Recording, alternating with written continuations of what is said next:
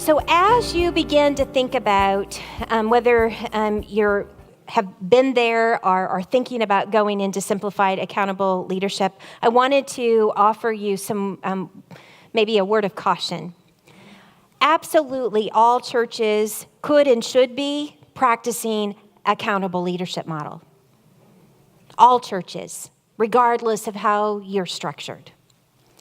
Some churches will want to do simplified structure and accountable leadership. Some. That makes sense for some. But no church should be doing simplified structure without accountable leadership. That's just too dangerous. Now, if you are considering going to this simplified accountable leadership structure, first of all, the Book of Discipline requires that you write a letter to your district superintendent about the intent of moving into that model. And you need to state the missional reason for doing so. The missional reason, folks, is to align your church with the mission of the United Methodist Church to make disciples. All right? Your district superintendent must approve your simplified structure. The next step is need to make sure that all of your key leaders have been trained on the simplified structure with accountable leadership. Please, please, please, I beg you, do not go to this model unless all or at least a significant number of your leaders who are going to be practicing it are trained. The problem is if we don't train folks, we put them in a new model and we haven't given them anything else than to practice what they've already practiced in the old model. So you'll get the technical pieces, but you won't get the adaptive pieces. All right? Step 3 is to communicate, and then when you think you've communicated, communicate some more. Please talk about not just what you're going to do, but why you want to do it. They first have to capture the why before they'll go along with the shift of the what. See, that's the problem is sometimes we start with the what and we never talk about the why.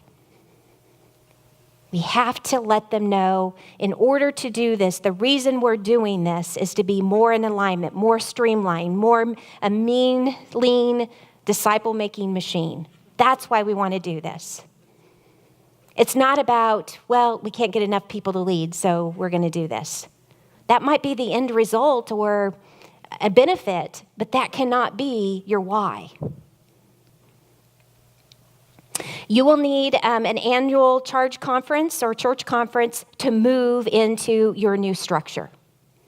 Okay? The normal rhythm is January through December, so ideally that's when you would do it.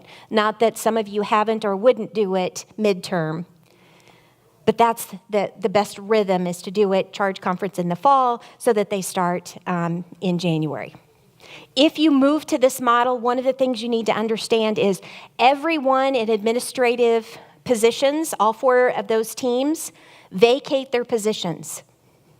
They're done. So you have to vote all of them out when you are putting the new structure together. So just because you're on trustees currently does not mean you'll be on trustees in the new structure. Some of the trustees may need to go to the building maintenance team. Some need to roll off, right?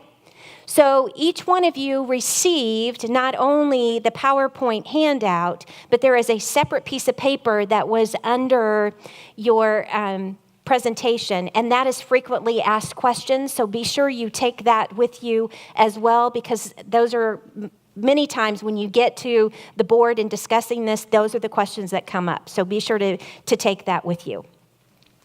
Then, after you've done all of those steps, then you move into the structure. Right? Sometimes we've done step 5 without perhaps doing steps 1 through 4. Ideally, you would want to move to the new structure, having already been trained, having already started your leadership covenant, begin to think about guiding principles.